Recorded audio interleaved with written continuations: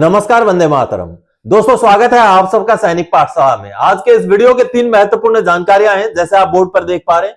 दोस्तों, notional increment को लेकर के स्पर्श द्वारा लगातार पीपीओ निकलने शुरू हो गए हैं। चलिए, आज के इस वीडियो में नोशनल इंक्रीमेंट को लागू करते हुए निकाला हुआ एक पीपीओ दिखाऊंगा। किस तरीके से नोशनल इंक्रीमेंट में क्या आपको भी फायदा मिलेगा, उसकी भी जानकारी आपको दूंगा। दोस्तों, इसके साथ ही साथ माननीय कोर्ट का एक जबरदस्त फैसला दिखाऊंगा, जिस फैसले में माननीय कोर्ट ने ऑर्डिनरी पेंशन को बदलते हुए स्पेशल फैमिली पेंशन ग्रांट कर दिया है। जी हां, यह एक अहम मसला है। दोस्तों, बहुत सारे ऐसे पेंशनर्स होते हैं जिनको स्पेशल फैमिली पेंशन लागू होते हुए भी ऑर्डिनरी पेंशन मिलता है। इसके बारे में आगे माननीय कोर्ट का फैसला देख करके, जजमेंट देख करके अच्छी तरीके से समझेंगे। इसके साथ ही साथ दोस्तों, एफएमए का 8वें पे कमीशन में बढ़ना तय है। जी हां, भारत सरकार ने भी संसद के अंदर इस बात की पुष्टि की थी, लेकिन बहुत सारे ऐसे पेंशनर्स हैं जो एफएमए का फायदा नहीं लेते हैं। उनके लिए आज का यह वीडियो विशेष रहने वाला है। आगे आपको इसके बारे में भी जानकारी दूंगा। तो चलिए आगे बढ़ेंगे आज के इस वीडियो में इन्हीं 3 विषयों को लेके। लेकिन आगे बढ़ने से पहले हमेशा की तरह, अगर सैनिक पाठशाला चैनल का वीडियो आप पहली बार देख रहे हैं या अभी तक चैनल को सब्सक्राइब नहीं किया है, तो चैनल के साथ जुड़े रहने के लिए, इसका हिस्सा बने रहने के लिए और आपसे जुड़ी हुई भरोसेमंद ऑथेंटिक जानकारियां पाते रहने के लिए चैनल को जरूर सब्सक्राइब करें। चलिए अब आगे बढ़ते हैं। दोस्तों, सबसे पहली जानकारी, माननीय कोर्ट ने बदल दिया family pension. Ordinary family pension को स्पेशल फैमिली पेंशन में कर दिया तब्दील। मिलेगा अब लाखों का एरियर। जी हां दोस्तों, ऐसे बहुत सारे केसेस देखे गए हैं जिसमें स्पेशल फैमिली पेंशन लागू होते हुए भी ऑर्डिनरी फैमिली पेंशन दिया जाता है। तो ऐसे केस में जब पेंशनर संघर्ष करते हैं तो उनको फायदा होता है। 2015 का केस है ये, लेकिन अब जाकर के माननीय कोर्ट ने फैसला दे दिया और पेंशनर के फेवर में फैसला दिया और माननीय कोर्ट ने सीधा पीसीडीए को बोला है कि इनका पेंशन में तब्दीली करो, इनका पेंशन को ऑर्डिनरी पेंशन से बदलकर स्पेशल फैमिली पेंशन दो। और ऐसा आदेश माननीय कोर्ट ने जारी किया है। चलिए अब ऑर्डर का कॉपी देखते हैं। दोस्तों, माननीय एएफटी लखनऊ बेंच का ये जो आदेश आप देख पा रहे हैं, 24 फरवरी 2026 का आदेश है। जो आदेश श्रीमती प्रीति जी का जो केस था, जो कि लेट राइफलमैन अजय कुमार जी की वो धर्मपत्नी है, जो कि ऑर्डिनरी फैमिली पेंशन ले रही थी, लेकिन उनका जो मुद्दा था, उनको स्पेशल फैमिली पेंशन मिलना था, लेकिन नहीं दिया गया। जब माननीय कोर्ट के पास ये केस पहुंचा तो माननीय कोर्ट ने पूरी बात की सुनवाई की। इसमें केस क्या था, ये थोड़ा सा मैं आपको डिस्क्रिप्शन देना चाहूंगा। यहां पर आप अगर देखेंगे तो applicants husband number so and so rifleman Ajay Kumar suffered stroke on 30 July 2015 at about 0530 hours while he was proceeding from family quarter to attend physical training PT parade on active service। यानी कि सर्विस में रहते हुए वो family quarter से जब PT के लिए सुबह 5:30 बजे निकल रहे थे, तो उसी दौरान उनको स्ट्रोक आता है, उनको दौरा पड़ता है। उसके बाद उनको हॉस्पिटलाइज किया जाता है, फिर आगे रिफर किया जाता है, लेकिन इन बिटवीन उनकी मृत्यु हो जाती है। अब मृत्यु हो जाती है 2 अगस्त 2015 को सुबह 8:30 बजे उनकी मृत्यु हो जाती है। अब उनकी मृत्यु के बाद जो फैमिली पेंशन है, वो family pension special family pension दिया जाना चाहिए था, क्योंकि ड्यूटी के दौरान एक्टिव सर्विस में ये मृत्यु हुई थी। और मृत्यु भी पीटी के लिए, जब वो क्वार्टर से निकलकर पीटी परेड के लिए ग्राउंड में जा रहे थे, ऐसे दौरान में उनकी मृत्यु हुई थी। तो ऐसे में उनकी मृत्यु को एट्रीब्यूटेबल टू मिलिट्री सर्विस मानते हुए इनको स्पेशल फैमिली पेंशन दिया जाना चाहिए था। लेकिन देखिए 2015 में उनको ऑर्डिनरी फैमिली पेंशन दिया गया, जिसको लेकर के जब उनकी कई गुजारिशें की गई, जब उन्होंने किसी ने नहीं सुनी, तब माननीय कोर्ट में ये एप्लीकेशन दिया गया। और इसके बाद माननीय कोर्ट ने सुनवाई करते हुए जो जजमेंट सुनाया है वो अहम है दोस्तों, क्योंकि ऐसे बहुत सारे केसेस हो सकते हैं। अगर ऐसा एक केस आता है तो इस तरीके के और भी बहुत सारे केसेस हो सकते हैं जिनमें पेंशनर को ऑर्डिनरी फैमिली पेंशन के बजाय स्पेशल फैमिली पेंशन लागू होते हुए भी ना मिला हो। तो देखिए अब माननीय कोर्ट ने क्या कहा है।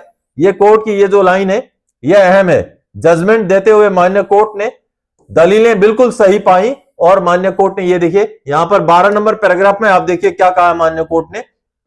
इन view of the above we allow this original application and direct the respondents to release special family pension to applicant with effect from 3 अगस्त 2015, देखिए 3 अगस्त 2015 से ही उनको स्पेशल फैमिली पेंशन ग्रांट करने का आदेश सुनाया है, लेकिन इसके साथ साथ ही लिमिट लगा दिया है कि एरियर केवल पिछले 3 साल का मिलेगा।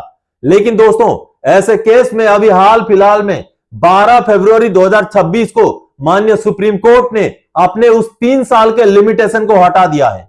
जी हां, 3 साल का लिमिटेशन को एक केस में सुनवाई करते हुए हटा दिया है। तो उस माननीय सुप्रीम कोर्ट का जजमेंट के बेस पर दोबारा क्लेम किया जाएगा तो यहां भी ये 3 साल वाला जो कंडीशन लगाया है कि केवल 3 साल का ही एरियर मिलेगा, वो हट सकता है। हालांकि माननीय कोर्ट ने देखिए स्पेशल फैमिली पेंशन ग्रांट करने का आदेश सुना दिया है।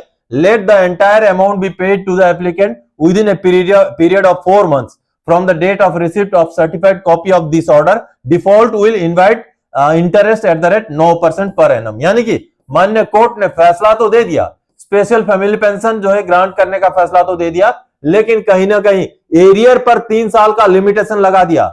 अब ये लिमिटेशन भी हट चुका है, माननीय सुप्रीम कोर्ट ने अभी हाल फिलहाल में हटाया है। तो उसके बेस पर जब आगे पिटीशन डालेंगे तो वो लिमिटेशन इस केस से भी हट जाएगा, क्योंकि अब का जो माननीय कोर्ट का आदेश है सुप्रीम कोर्ट का, उस आदेश के हिसाब से 3 साल का लिमिटेशन ऑलरेडी हटा दिया गया है। तो देखिए दोस्तों, इस तरीके के भी बहुत सारे केसेस आज के डेट में भी है जिसमें पेंशनर को स्पेशल फैमिली पेंशन के बजाय ऑर्डिनरी फैमिली पेंशन दिया जाता है। तो आप भी अगर इस तरीके के पेंशनर हैं या किसी ऐसे फैमिली पेंशनर को जानते हैं तो जरूर उनको ये जानकारी, ये खबर दें, या तो फिर इस वीडियो को जरूर शेयर करें। चलिए अब अगली जानकारी दोस्तों, स्पर्श से नोशनल इंक्रीमेंट के पीपीओ जारी होने शुरू हो गए हैं। अब सबके पीपीओ जारी होंगे।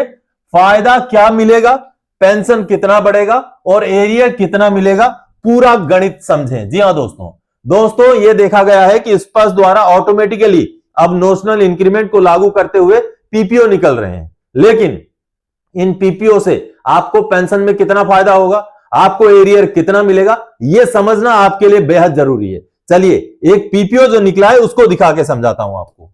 अब दोस्तों ये एक पीपीओ स्पर्श का पीपीओ है, जो कि एक ऐसे रिटायरी का पीपीओ जो 31 दिसंबर 2018 को रिटायर हुए हैं। इनका इंक्रीमेंट जनवरी में लगता था, यानी कि इनका पिछला इंक्रीमेंट 1 जनवरी 2018 को लग गया था।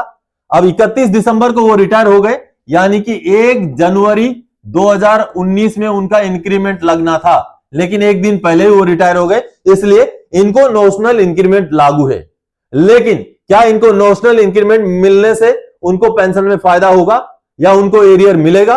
क्योंकि ये जो पीपीओ जारी किया गया, ये नोशनल इंक्रीमेंट ग्रांट करके किया गया है, लेकिन इस ग्रांट होने के बावजूद भी क्या फायदा होगा वो समझते हैं। चलिए, क्योंकि ये अहम मुद्दा है, बहुत सारे पेंशनर्स नोशनल इंक्रीमेंट का इंतजार कर रहे हैं। अब यहां पर आप देखेंगे पे डिटेल्स में अगर देखेंगे तो उनका नोशनल इंक्रीमेंट ग्रांट कर दिया गया। ये देखिए, जब वो रिटायर हुए थे 41,100 रुपए उनका बेसिक था, ठीक है, और कुल मिलाकर के एमएसपी जोड़कर उनका 46,300 रुपए उनका लास्ट रिकॉर्डेबल एमोलुमेंट्स बना था, जिसका आधा उनका पेंशन फिक्स किया गया, यानी कि इसका आधा यानी कि 23,150 रुपए उनका पेंशन फिक्स हुआ जब वो रिटायरमेंट आए थे। अब देखिए, ये नोशनल विथ इफेक्ट डेट, यानी कि नोशनल इंक्रीमेंट को 1 मई 2023 से लागू करते हुए इनका ये पीपीओ निकला है। अब देखिए आगे मैं समझाता हूं कि नोशनल इंक्रीमेंट को ग्रांट करने की वजह से इन पेंशनर को कुछ फायदा मिला या नहीं मिला। तो देखिए, अब इसमें सबसे पहले तो आपको समझना पड़ेगा, ये जो पेंशनर थे ये थे हवलदार रैंक के पेंशनर, इनको एमएसपी न्याय सुधार मिला हुआ था। ये देखिए, पे लेवल 06 का पेंशन वो ले रहे थे और 24 साल इनकी लेंथ ऑफ सर्विस थी। अब आगे समझते हैं इनका पेंशन में क्या हुआ है। यहां पर ये देखिए, यहां पर अगर आप एंटाइटलमेंट समझेंगे तो यहां पर कुछ डिटेल्स आपको दिखा देता हूं, इसके आगे फिर नोशनल इंक्रीमेंट से उनको क्या फायदा होगा वो समझा देता हूं। देखिए, 1 जनवरी 2019 यानी कि वो जब रिटायर हुए, रिटायरमेंट का डेट है ये, उनका पेंशन फिक्स किया गया था 23,150, जो थोड़ी देर पहले अभी मैंने आपको समझाया। तो 23,150 उनका पेंशन फिक्स हो गया, जो आगे जाके ओआरओपी 2 में, ये देखिए जुलाई 2019 से ओआरओपी 2 में उनका पेंशन कितना बना, 24,825 बन गया। ठीक है, ये 30 अप्रैल 2023 इसलिए दिखाया क्योंकि मई 2023 से फिर नोशनल इंक्रीमेंट का फायदा उनको लागू किया गया। अब देखिए, मई 2023 से जून 2024 यानी कि ओआरओपी 2 का ही पीरियड है ये, उसमें भी उनका पेंशन कितना है, 24,825 ही है। अब देखिए, और जुलाई 2024 से ओआरओपी 3 में उनका पेंशन 26,825 बन गया है।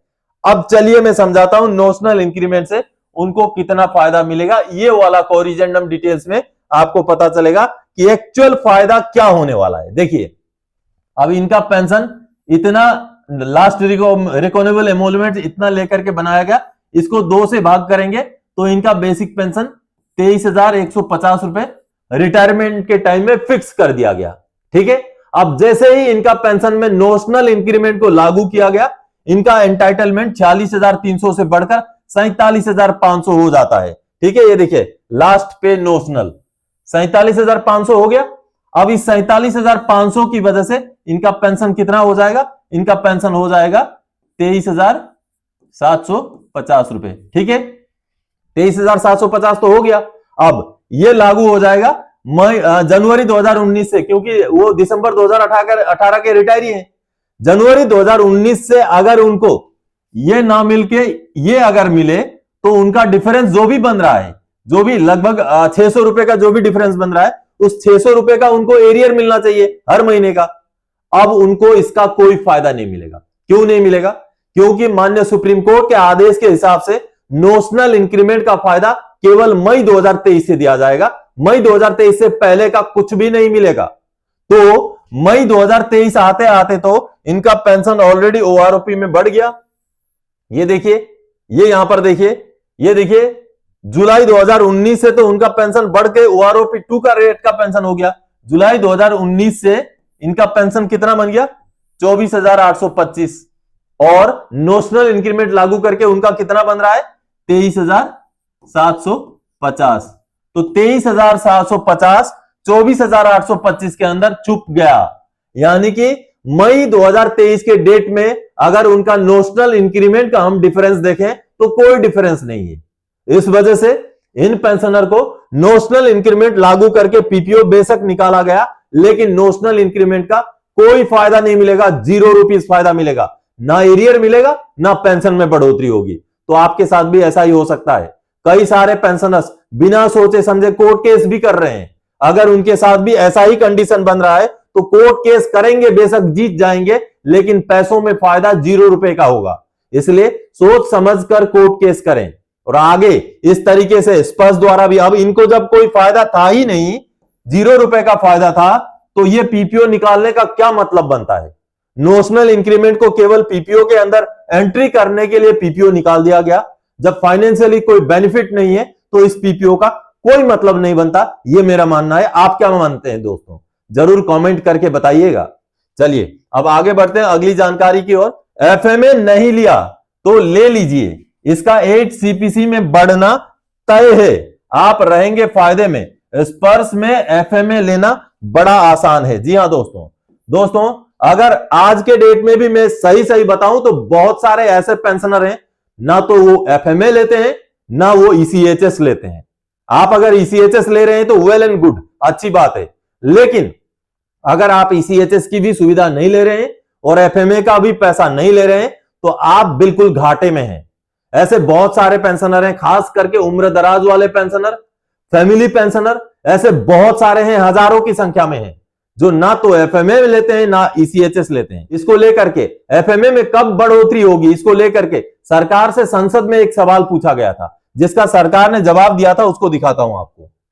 दोस्तों, ये भारत सरकार से लोकसभा के अंदर 6 दिसंबर 2024 को यह सवाल पूछा गया था। देखिए, क्या सरकार का उन पेंशन भोगियों के मासिक चिकित्सा भत्ते में वृद्धि करने का कोई प्रस्ताव है जो सीजीएचएस सुविधाओं का लाभ नहीं उठा रहे हैं? यानी कि सीजीएचएस हो या ईसीएचएस हो, एक ही बात है। जो वो सुविधा नहीं ले रहे हैं, क्या उसको सरकार बढ़ाना चाहती है? बढ़ाएगी? और भी कुछ सवाल थे, जिसका जवाब सरकार ने क्या दिया है, ये देखिए उत्तर में दिया है। उत्तर दिया गया, केंद्र सरकार स्वास्थ्य योजना सीजीएचएस के अंतर्गत नहीं आने वाले क्षेत्रों में रहने वाले केंद्र सरकार के पेंशन भोगियों और पारिवारिक पेंशन भोगियों को उनके दैनिक चिकित्सा व्यय को पूरा करने के लिए निश्चित चिकित्सा भत्ता यानी कि एफएमए प्रदान किया जाता है। एफएमए में पिछली बार की गई 1,000 रुपए तक की वृद्धि केंद्रीय वेतन आयोग की सिफारिशों के अनुसार की गई थी। यानी कि भारत सरकार ने यह बात संसद में रख दी कि पिछली बार जो बढ़ोतरी की गई है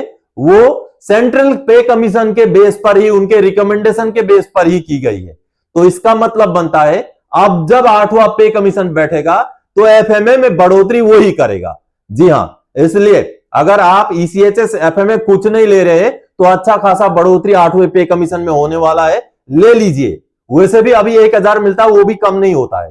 तो अगर आप एफएमए भी नहीं ले रहे हैं, ईसीएचएस भी नहीं ले रहे हैं, तो बड़ी गलती कर रहे हैं दोस्तों। तो इसलिए सरकार के इस जवाब से पता चलता है कि 8वें पे कमीशन में एफएमए में बढ़ोतरी होगी। और वैसे भी डिमांड तो 20,000 का रख दिया गया है। जी हां, एफएमए को 1000 से बढ़ा के 20,000 करने का डिमांड रखा गया है।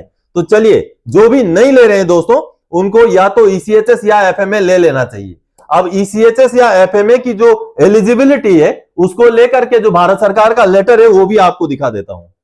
अब दोस्तों ये देखिए, ये भारत सरकार का मिनिस्ट्री ऑफ डिफेंस का नवंबर 2018 का लेटर है। अब इस लेटर का पैराग्राफ नंबर 3 अगर आप पढ़ेंगे तो पैराग्राफ नंबर 3 में कुछ चीजें क्लियर हो जाती हैं, बिल्कुल साफ हो जाती हैं। ये देखिए, all pre 1 April 2003 retirees have the option to either joining ECHS scheme by remitting the appropriate contribution and forfeiture of FMA और continue to draw FMA as hitherto for. यानी कि कहने का मतलब है, आप अगर 1 अप्रैल 2003 से पहले के रिटायरी हैं तो आप एफएमए भी ले सकते हैं, ईसीएचएस भी ले सकते हैं। ये बिल्कुल आपके ऊपर निर्भर करता है क्या आप लेना चाहते हैं। आप बदल भी सकते हैं, लाइफ में एक बार बदल भी सकते हैं। एफएमए ले रहे हैं, ईसीएचएस में आ सकते हैं, ईसीएचएस की सुविधा ले रहे हैं, एफएमए में कन्वर्ट हो सकते हैं, लेकिन लाइफ में एक ही बार हो सकता है वो। अब आगे देखिए, अब ईसीएचएस किन के लिए कंपलसरी है। ये देखिए, despite being an ECHS member